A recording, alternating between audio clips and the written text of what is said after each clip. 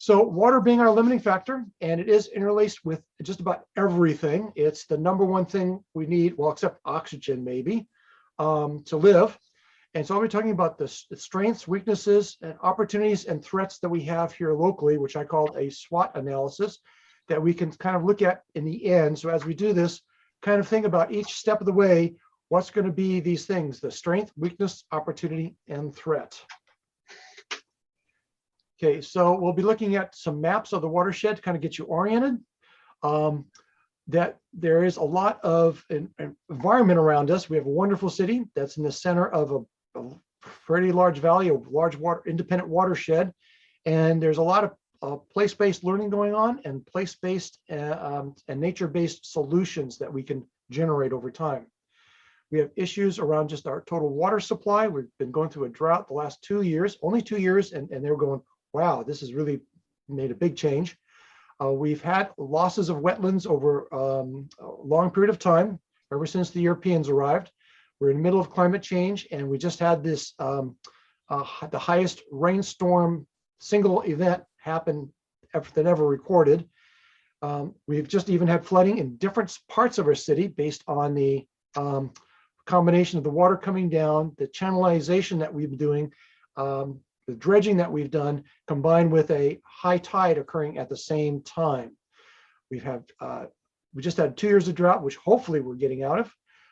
We've had issues with now biodiversity, growth of our city. Our economy is actually doing pretty well, and the U.S. economy is sort of on track, but still lots of issues. But we're facing lots of social justice issues right now and other interrelationships. We have conflicts going on. And especially around water. And California has always been in water issues of who's in control and who's earning the profit and who's got the ownership and who gets to get it delivered to. And if you can predict all that and control any of that, then you can become very rich very quickly here in California. One of the things I noticed over the many years, the last 30, 40 years, is that there's an increase in rudeness, and there's a little bit more chaos, a little bit more higher population, and all of that is sort of like this building. I'm not sure where it's going to peak, but so I just use the phrase chaos is coming, so get ready, be prepared. And there's a whole lot of solutions we can start applying now. A lot of them are nature-based, and we want to make all the connections, thinking global and act local. You know, everybody's facing climate change and all the things that are happening now, but let's at least act local and solve what we can here, right here in Petaluma. So here's our watershed, and we have lots and lots of little creeks. We have the marsh coming in here, and if everyone can see my pointer, let's see if I'm going to go to a red pen here. Let's see if that works. Let's. Okay, where to go? Okay, I'll try this. I'll try the pointer. Let's see if that works. No. All right, I'm not going to do that. I'm just going to use this pointer, looks like. Okay, so we do have this river that starts, that is 13 miles from the center of town out. So it's pretty long. Petaluma's 5 miles long this way and about 3 to 4 miles across in this section of town here. And yet it's 13 miles from downtown area, pretty much the marina, all the way out to the bay. And if you do it in a single row, we have mountains on every side and hills. And so the creeks all come in. If you notice the way the creeks are designed, so we've got these creeks here on this side of the hillside, and then down here is like San Antonio Creek watershed that comes down in Marin County that kind of separates us out, that line there. So San Antonio Creek leads down to to a different area within the bay. But within our watershed, you notice there's some that come down this way to this level, but there's a whole bunch of hills up here and a whole bunch of hills up here, and it all accumulates right up here at the top. So notice that, and notice all the water and water systems that are now in the lower end of our marsh. So just be aware of the shape and size of what the water channels look like. Okay, so in the geology area, the rock formations, we had in in this whole basin here in green was at one time, before we put the city here, was an alluvial plain, was actually a wetland.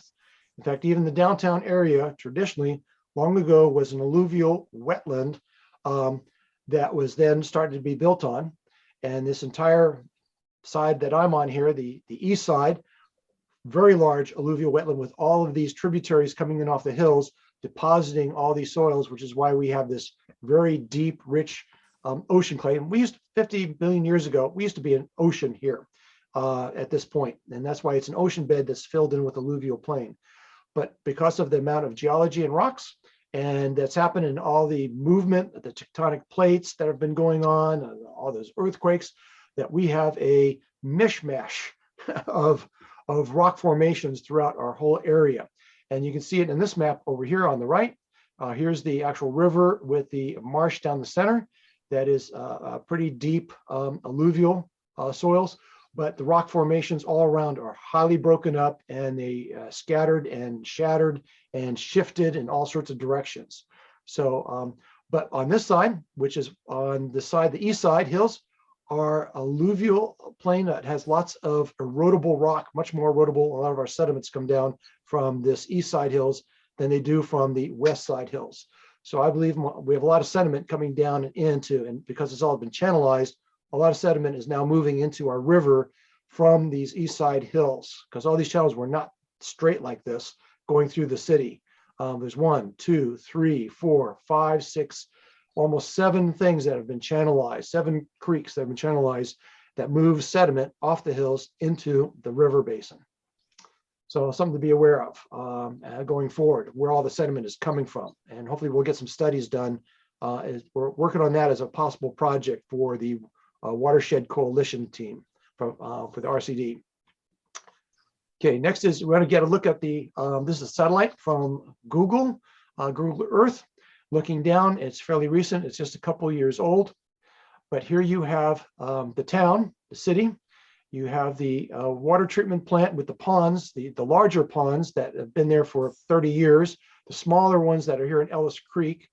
And then we have Schollenberger Park right here, along with the Ellis Marsh, Gray's Marsh in the green right there. And then in case you can see the river going on through the crack here. And this is the current marshland.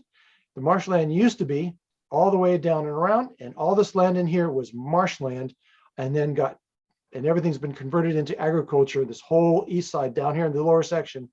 And this is all slated to be flooded in the next 50 years. That's going to go underwater is the prediction right now. And we'll get to that. Okay, this is the river over time, has been, actually is the US government, the engineers came in, Army Corps, and before they started dredging, they actually did channelizing. So there's an old map showing what the river looked like. Look how windy it is. There was something like 90 bends in this river before you left the docks here in Petaluma. Before you got out to the bay, there was 90 turns at one point that they had to count and calculated.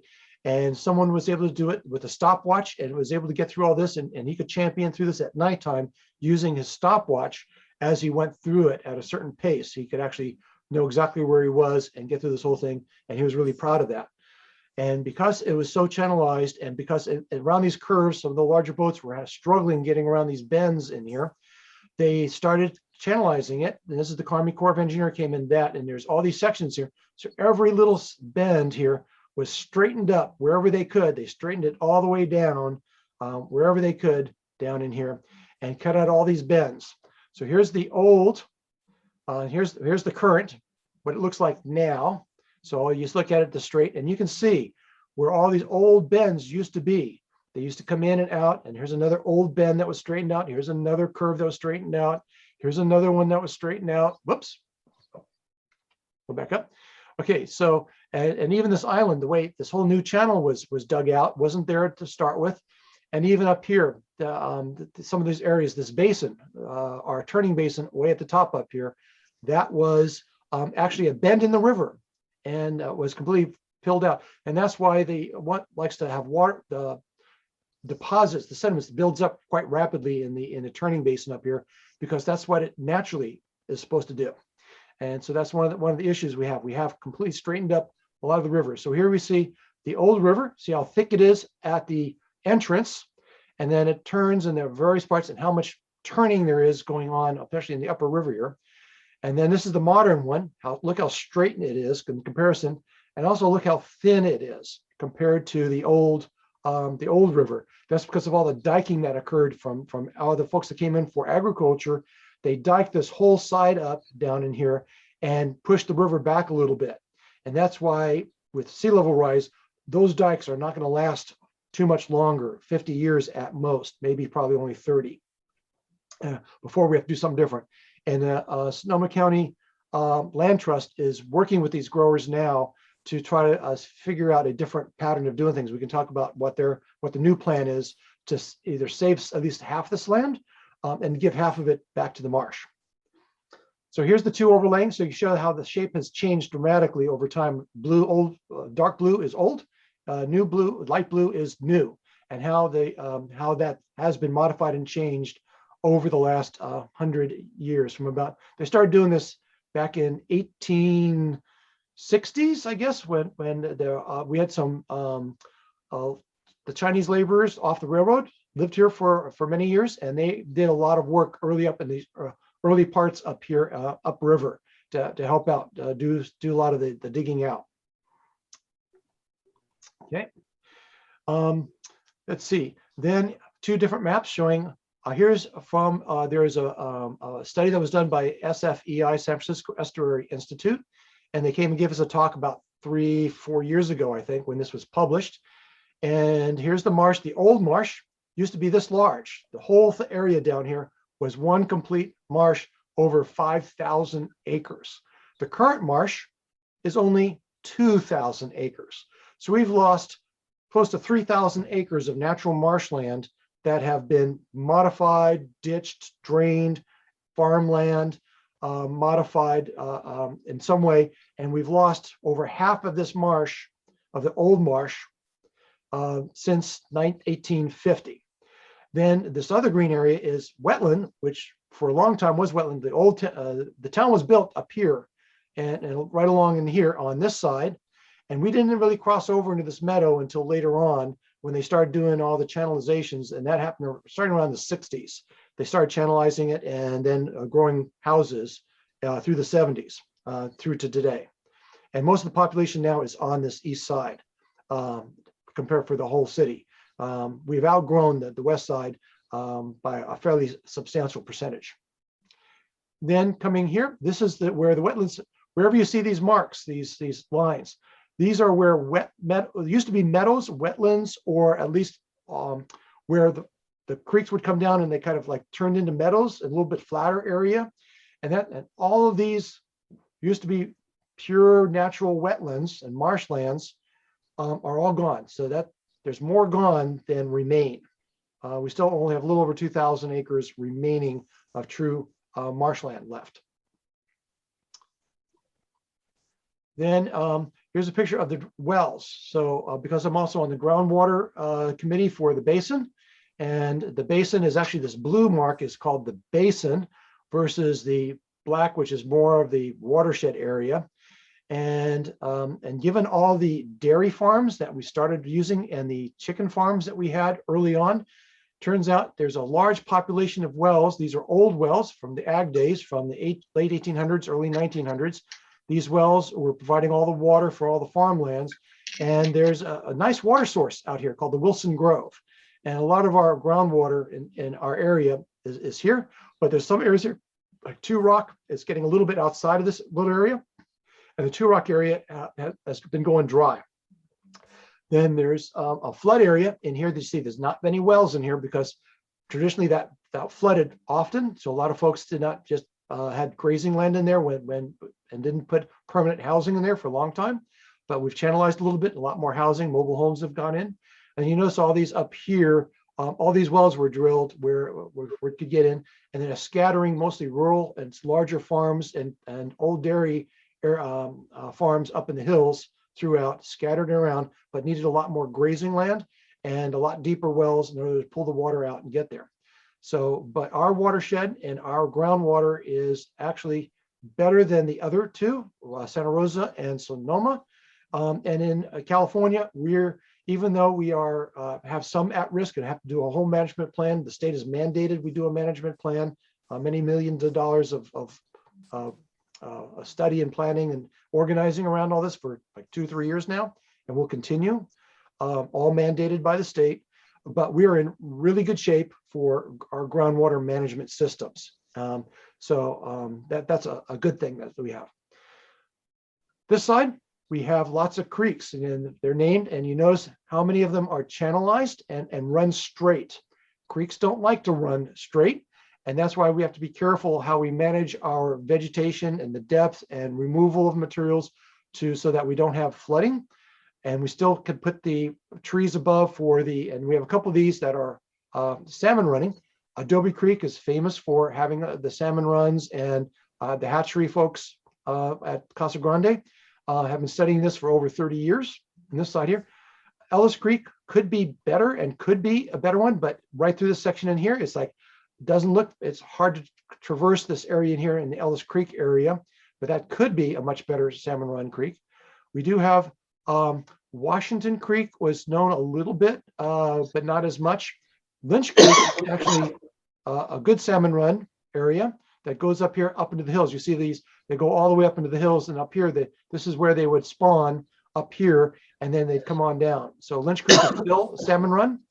And I think this Lehigh, which is part of up here way up north, also is another one that still has salmon runs that can occur up there, that the Fish and Game and U.S.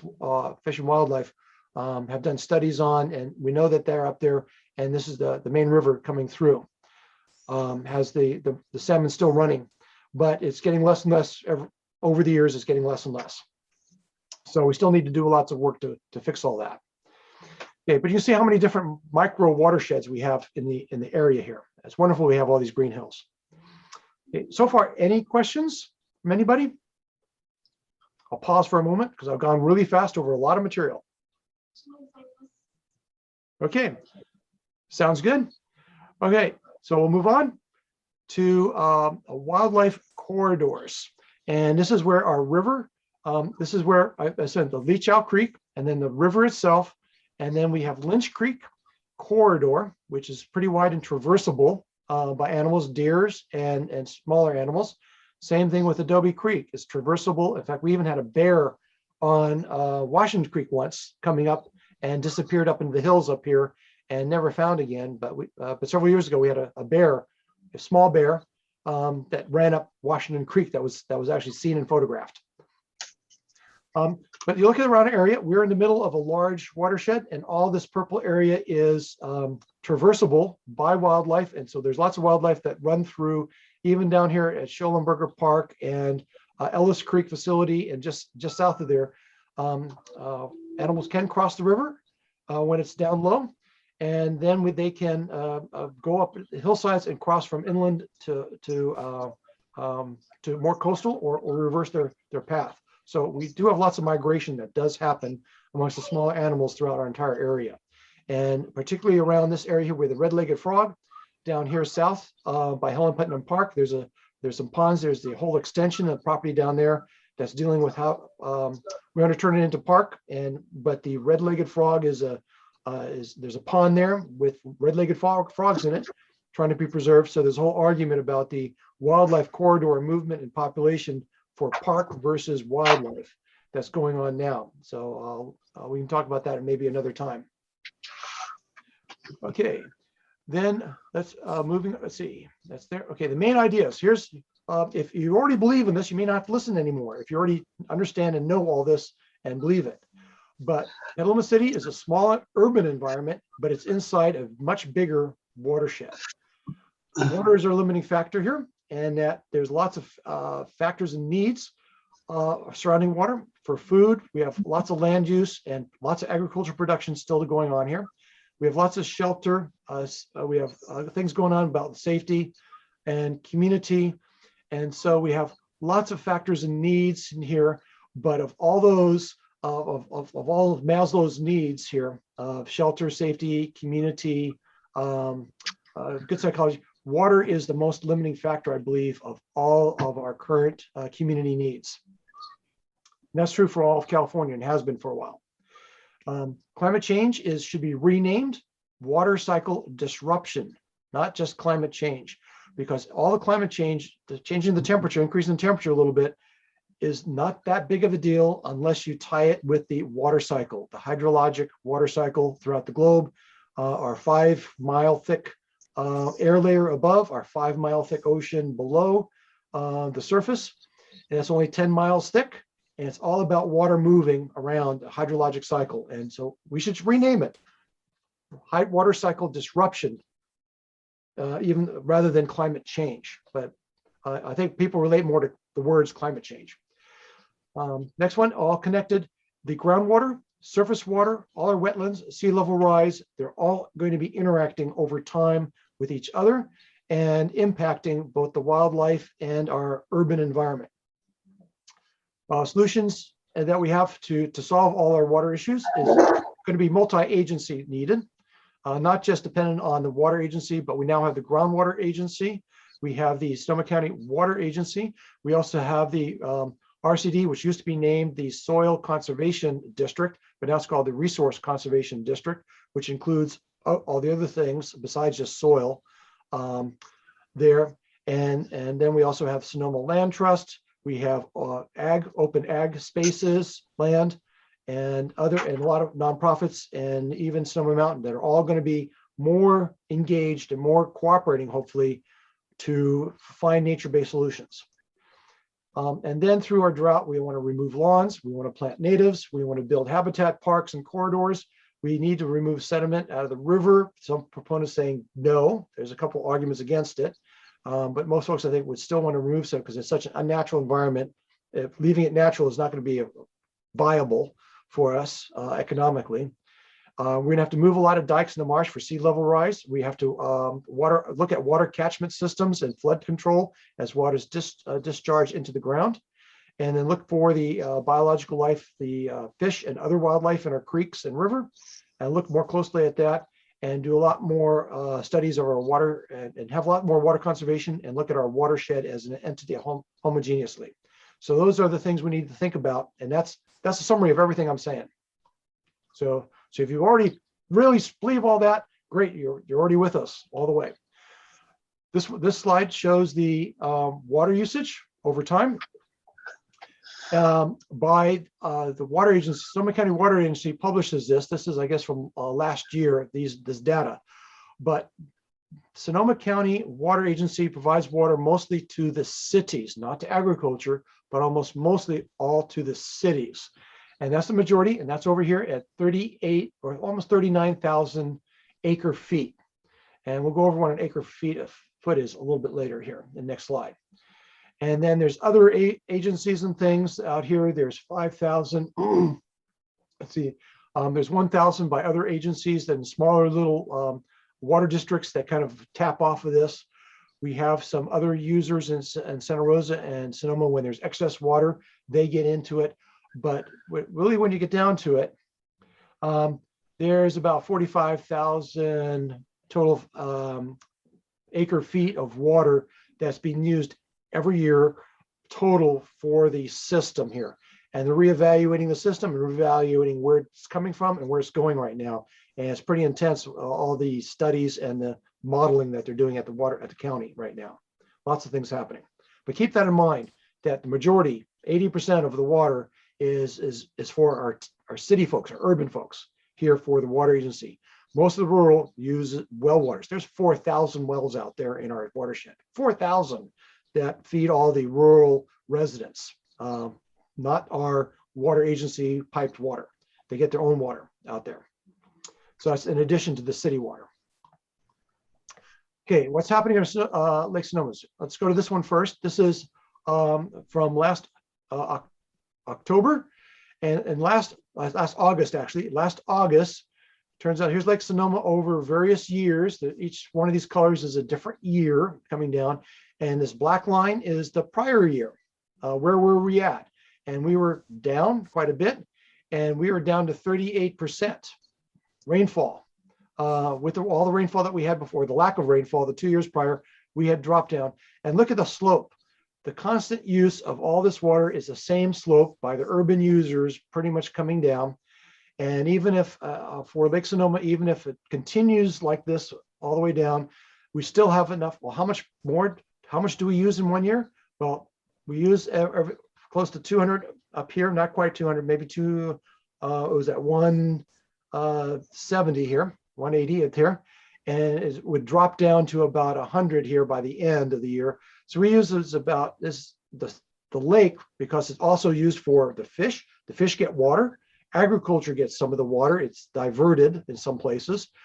There's like 900 folks that actually divert water from the river for other uses, mostly agriculture. And from all those diversions, but the total usage is about 80,000 acre feet. And if we were down to 100,000 and then we had no more rain this year, we'd be down to a total of 20,000 next year acre feet. And then which turns into mud real fast down here when you get down that low, and we're sucking mud. So so we had like basically 2 years of water left total in our lake as of August.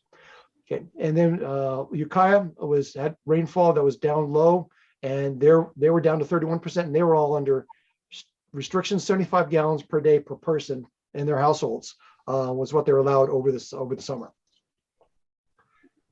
Okay, and then Mendocino, this is one down here.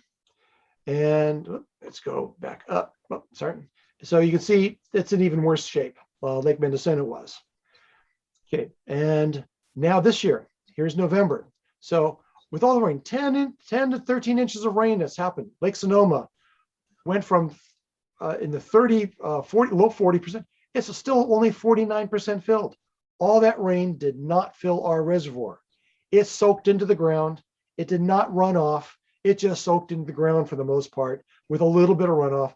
And yes, we increased a tiny little bit. Let's say we were at 50% in August, but because of all the use, all that rain, we actually have less in our reservoir today than we did 3 weeks ago, 4 weeks ago. Okay, I was a little surprised at that when I said, oh, I thought, oh, the reservoir's filling up fast. No, it's not. So here you see this jump. We did this little jump, but we declined and then we jumped again over the last month. Here we're in November. October is the rainy season. So that's the actual mark of the rainy season where they actually look at all the graphs year to year, and then usage through the summer. So if this stays here, if it goes up real nice like these guys, we're in good shape. This is where we want to be here at the top line. So if we get this blue line, we get another 20 inches of rain, we'll get, but we won't get all the way there. We're gonna have to almost take 2 years to get back up to this, above this line at the top where we want to be. Normal supply. So let's just hope for 20 more inches this year plus, and another 20 inches next year to get to where we should be or want to be. And here's Lake Mendocino down here showing it's gone up a little bit, but boy, it's going to take a lot to get it back up to where it needs to go. All right, what we do have here in town, we have a really nice historic area. We have more educated people here on average compared to Sonoma County. We have a fairly progressive, more forward-thinking community, a lot more volunteerism going on here in Petaluma than most towns. So it's a really nice place to live. And a lot of folks are moving here, a lot of richer folks raising our housing prices up because we've been discovered. And also the wineries are increasing, the vineyards are increasing, temperatures getting nicer. It's actually warmer here than it used to be, less fog. I've noticed I've had less ice on my windshield over the last 30 years than before. That's been really nice. Okay, so if we have a couple folks that could use some, put on their mute, if you could. Okay, we have a pretty nice, stable economic base, and we did have a telecom valley up here, but that's closed down. But it's still there, but it's closed down quite a bit. It's not as obvious, but there's a few businesses around up in north area that's still heavy into the telecom industry. That's still surviving. So John, if you could put yourself on mute, please.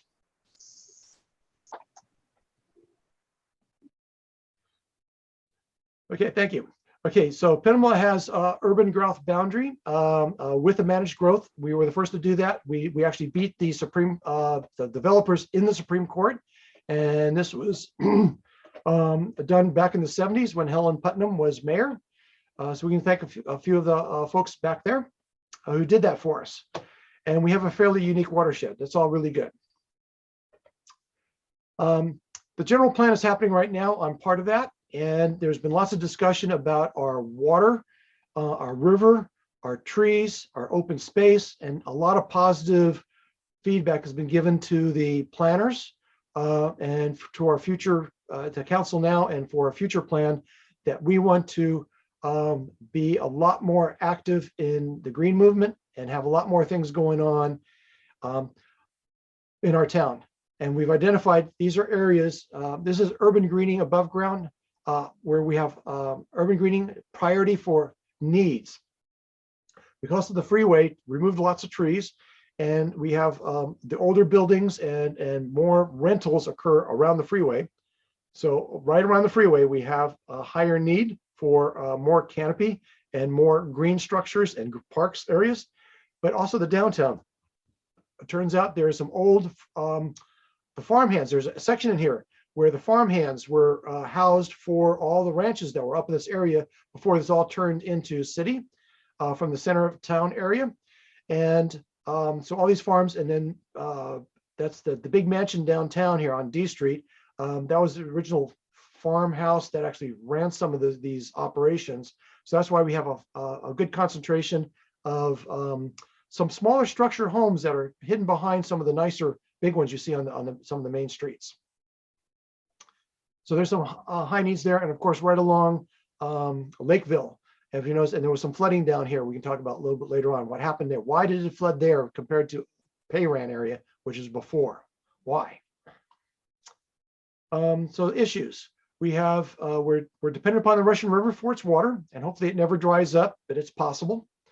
Groundwater is not managed this time, but the GSA is going to be managing our groundwater for the next 50 years.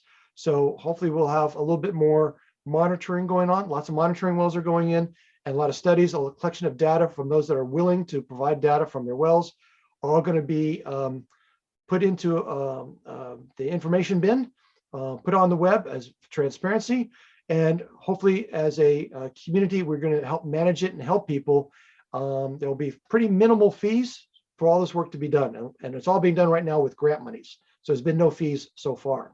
And over 2 years, and a couple $1 million of work has been done, all with grant money from the state.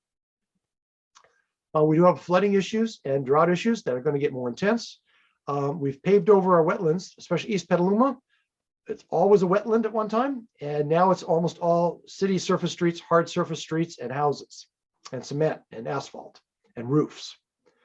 We've channelized most of our surface water, and the sediment movement is moving rapidly into the river, which then builds up and which has been straightened. So we have modified our natural processes quite a bit. We have to work on water storage. And I think there's a lot of folks that are pushing, both from the Groundwater Agency, from the flooding folks who are studying the flooding areas. And everybody's saying we want flood management, we want more basins, more water storage, and more groundwater infiltration. And lots and lots of people are saying this as a high priority. So I'm hoping that's going to occur, probably more up north of town where most of that's going to happen. We've had lots of removal of trees that have been going on, especially those redwoods that were planting in the 70s. There was a large number of redwoods. There was a big program here in town, plant redwoods, and a lot of people planted, and they're getting large, and people are worried, the limbs are falling on my kids, and we're going to have to remove it. So there's a lot of that going on right now all over town. Lots and lots of redwoods that are suffering because of climate change, and because limbs are dying and turning brown, and a few large limbs have fallen. That's scaring a lot of people, and people are wanting right now to remove all those old redwoods that were planted 50 years ago. Because we're on the edge, and with climate change, we're now outside the edge of for redwoods. They need lots of water, and in a drought situation, not a good scene for them. We have sea level rise, and I just went to a seminar that was it was international.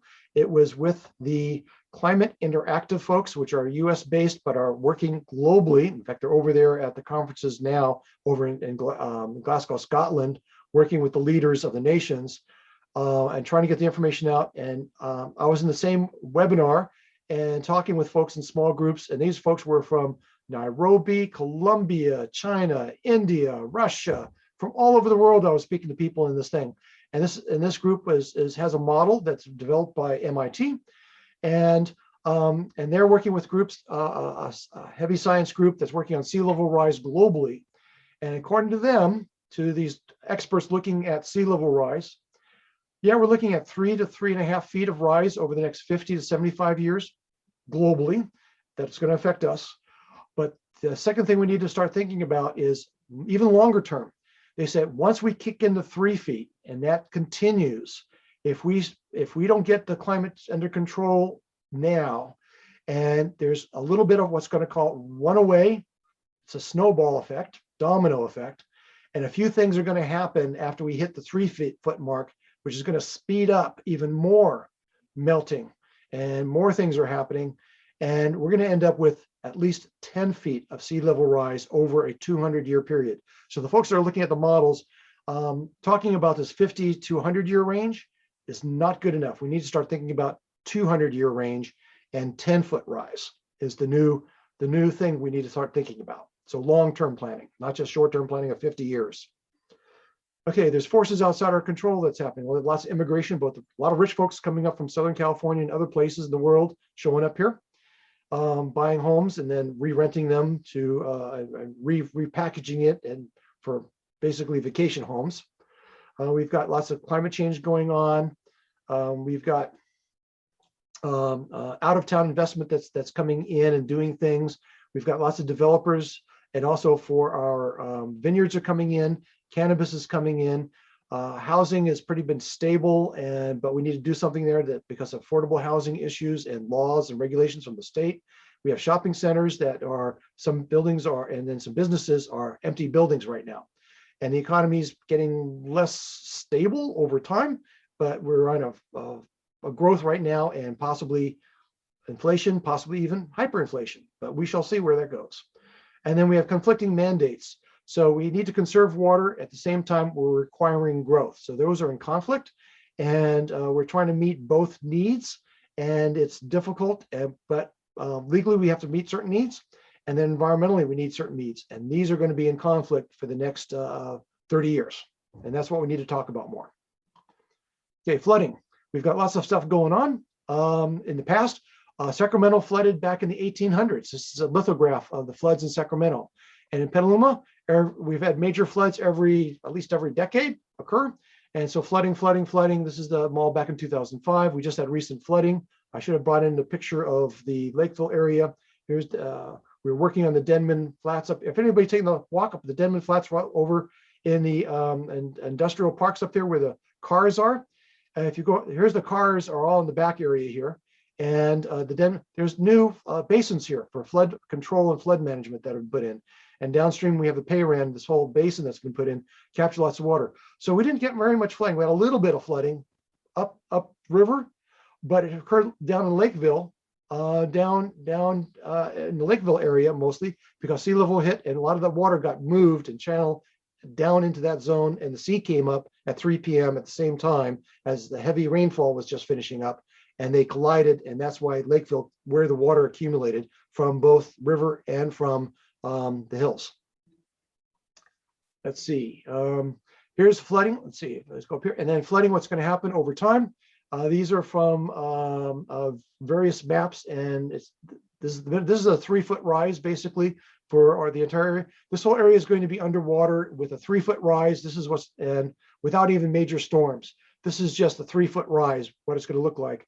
The entire marsh is going to be back in underwater, which is going to turn us into mud flats. We have, and that's one of the problems, is that the sea level rise is going to be faster than the marsh can compensate and turn most of our marsh into a mud flat.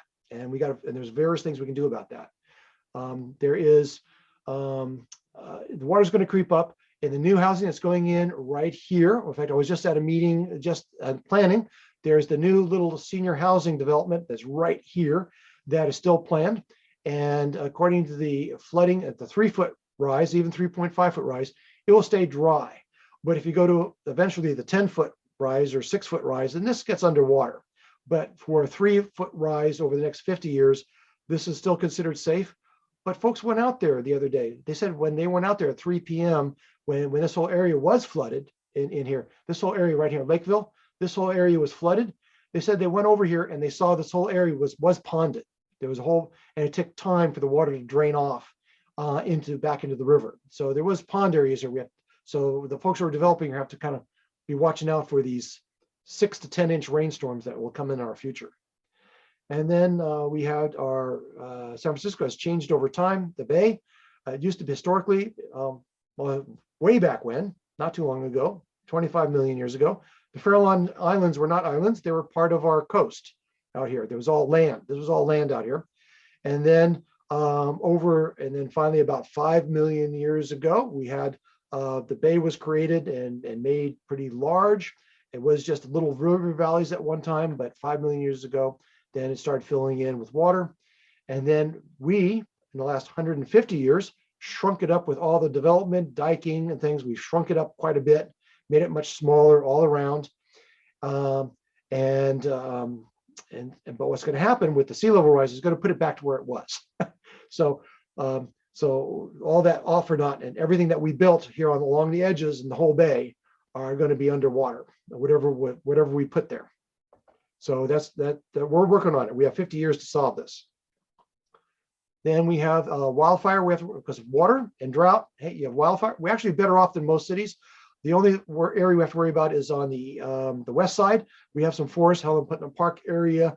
There's some areas that are at risk a little bit there, but manageable compared to most cities. And we have our buffers are actually vineyards and grasslands are actually really good buffers for fire. So we're in pretty good shape when it comes to wildfires here, protecting our city in this valley.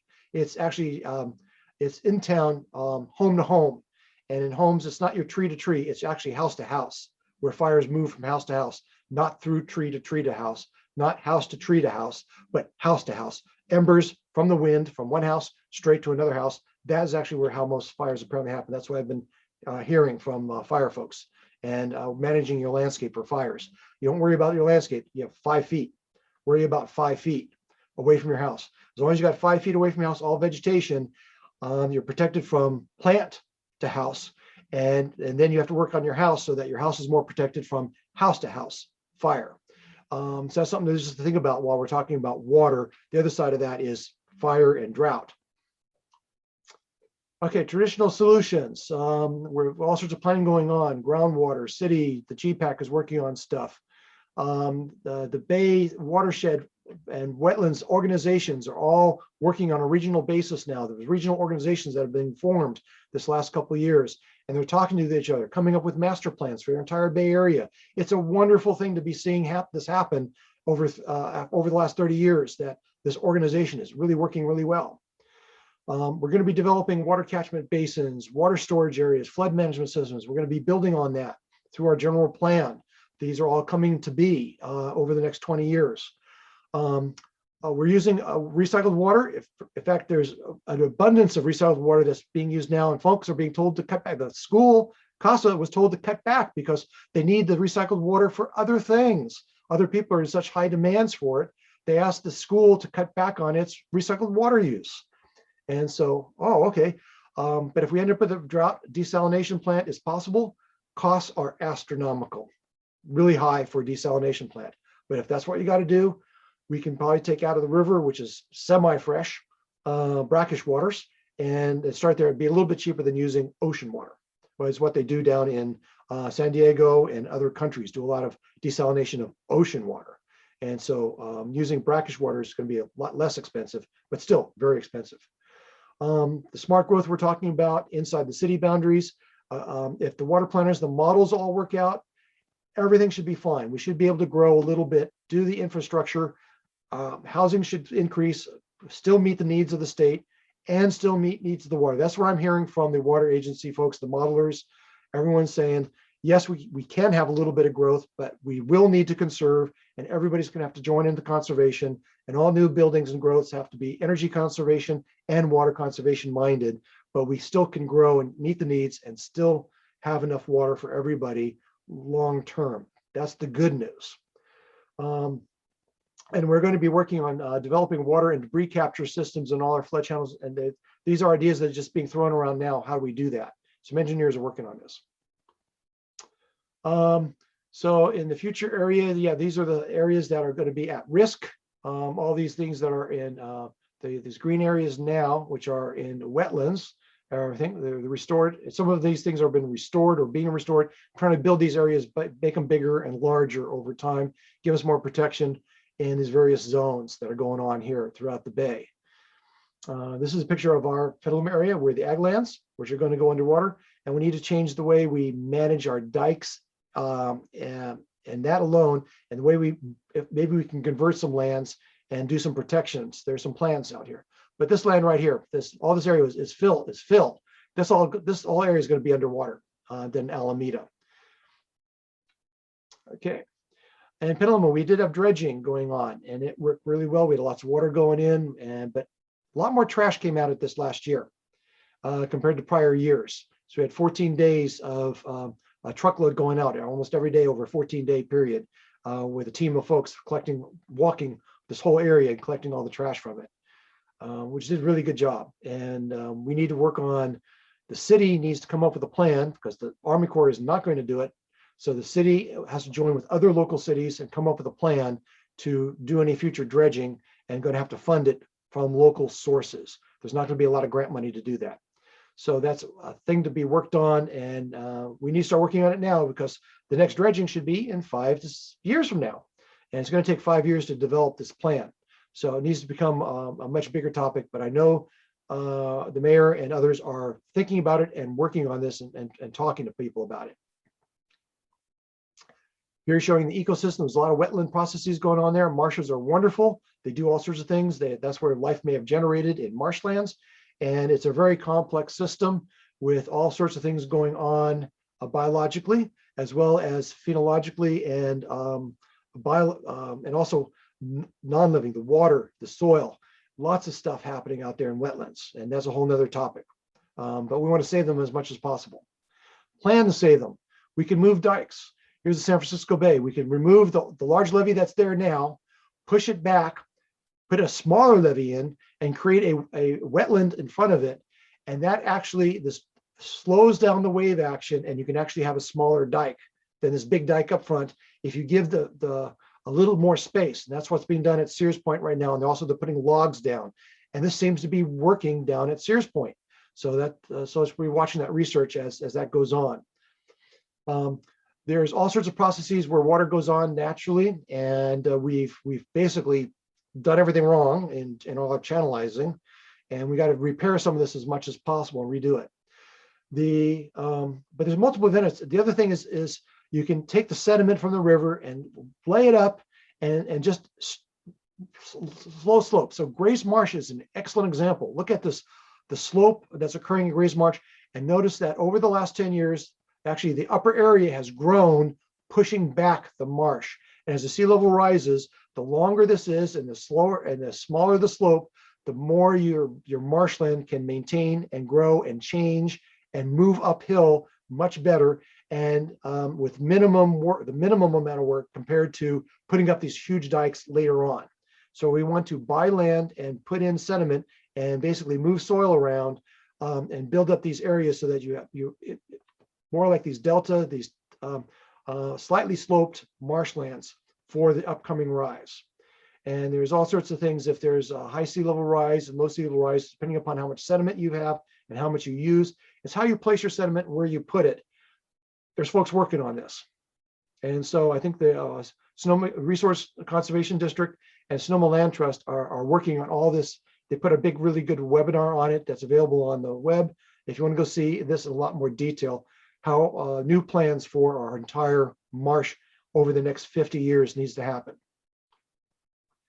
Let's see, and nature-based solutions, lots of things going on. We have retention basins to be done. We're going to be removing lawns and replacing with native plants. Native plants grow insects and birds. We need to increase biodiversity. We need to work on carbon storage, plant lots of trees. I'm working on relief to get more trees in Petaluma. We have a 10,000 tree initiative that we're pushing through the system at the city level. working with parks and city, and going to expand out and deal with also the school system, talk to the schools, and they also want to plant more trees. So this is going to be a really nice effort over the next couple of years, is get a lot more trees into the Petaluma urban area and increase in our biodiversity, grow insects and birds. That's the plan. We're going to work on our sediment, work on diking fight land, changing the dike around a little bit. So remove some of the ag land, save some of it, but hopefully give us a lot more protection in the future. We're going to be monitoring groundwater, surface waters, and developing a lot more science and modeling going on. A lot more tools out there with helicopters and planes and drones, looking at lasers and satellite imaging is all being used now a lot better and a lot more and a lot cheaper. And that's coming into play. We're going to work on a habitat, riparian habitats, and try to create more means for animals movement up and down our creeks. That's a good concept. That's actually the city hears and is going to think about and work on, along with its water agency, which helps manage some of our creeks. We have wildlife corridors, working on a fire buffer zone that we have pretty good. We can improve it here and there a little bit. And then we're going to have more parks. We're working on a river park, and we want around the outlet mall and the floodplain. Huge push right now happening in the GPAC movement to create all this open space parkland. That's all good things that are starting to happen, and people are listening to all these nature-based solutions. And the planning department, I'm hearing them even talk about these things in a very positive way. This is where they want to go now. So there's the movement. I think I'm really happy to see what's happening here in Petaluma. Here's some pictures of the river. Here's the ag lands that need to be converted back, half of this back into marsh, and then we can maybe save half of it. We have raised marsh up here, and that just shows you mostly flat land. But if you go uphill a little bit toward the actual facility, you'll see that the land uphill, there's more sediment that's being laid down, and it's actually coming back toward the river a little bit. So that's going to be a really good area to study. I've proposed that as down the line for someone to look at. We have changes here in the center. Here just shows you, this was the marsh, natural marsh. And on the right side is where they diked it and turned it into ag land, mostly grazing type land, hay fields and the like. And a little bit productive. It provides a lot we have a lot of horses here in the local area, and they feed a lot of horses and cows with the hay that's being produced. So it doesn't go very far. It stays here pretty locally. But we want to save all that. So these are all the areas down in here. These are all the possibilities, all these little areas that we could be working on to save and rejuvenate wetland type areas, small pockets all along the creeks, work on the riparian areas down there, work on flood management up river from us, work on the marshland downstream. Some of the creeks that are coming down here, there's some small pockets all along the way we could work on, make the creek better, put some more catchment basins in, put a few more meadow areas in, and little by little, project by project, we could work on all of this over the next 50 years. So that's hopefully the plan. The river park, I think hopefully you've all seen and heard about this. Please donate generously and support. We're going to go out there with Relief, as already said, we're going to plant lots of trees out there and support that way. And we also want to do a lot of planting around the edges for wetland plants around us, which is going to be a huge community effort. And so this whole area in here is huge possibilities over the next 10 years when they want to make this park a reality. They've purchased land, it's $1 million. They have $1 million in the pocket for development, and a good chance a lot of folks have said, hey, it's going to be a prime spot to do more. Working with Relief Group, there's several folks, and these are all different parks in town working with the city. A lot of trees can be planted. This is the original park. Didn't get the $55,000 grant to do this work, but we're going to work on it one park at a time with what we have. We do have a $250,000 grant going through now, the system request. Hopefully we'll get that. We got through stage 1. We're working on stage 2 now. That's got to be turned in a month or two by, I think, January 1, stage 2 application to get $250,000 to work on our urban forest. Okay, water conservation, real quick. Cubic foot, 1 cubic foot, 7.5 gallons.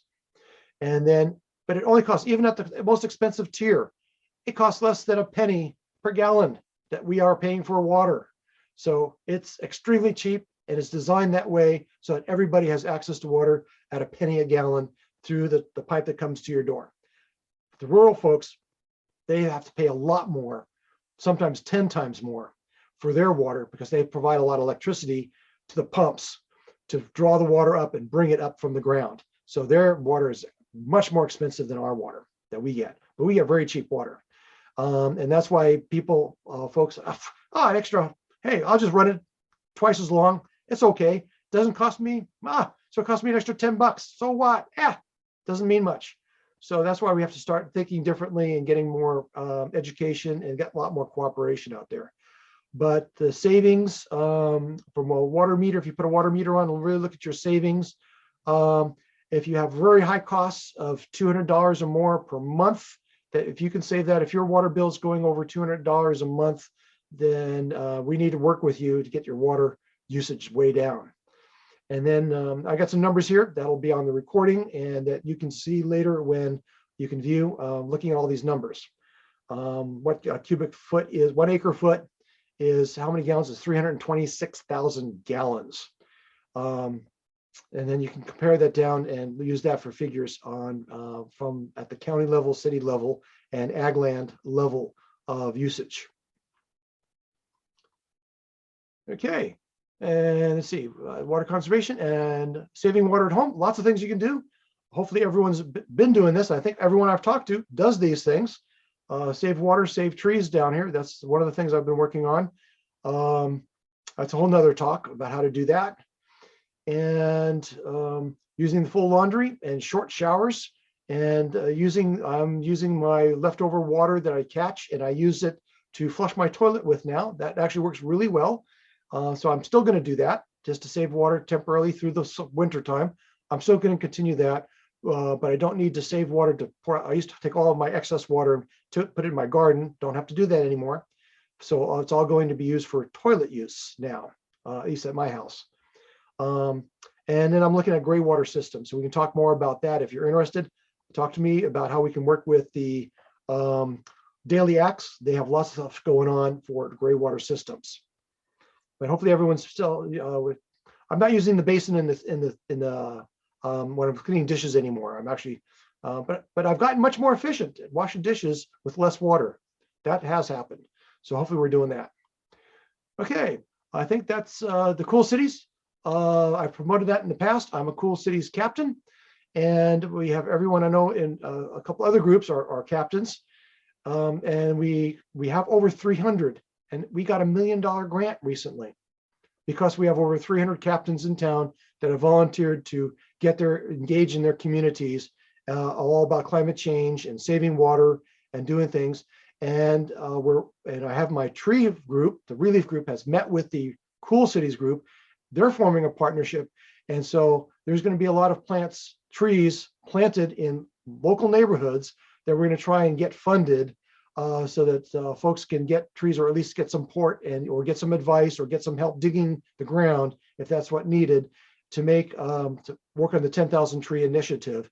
But that's all going to happen. Start with Cool Cities and with the school program I'm starting up. And the city parks is on board also. So these are good things that are happening right now. So let's see, I'm gonna actually try and open this back up so I can see as many people as possible that are still here.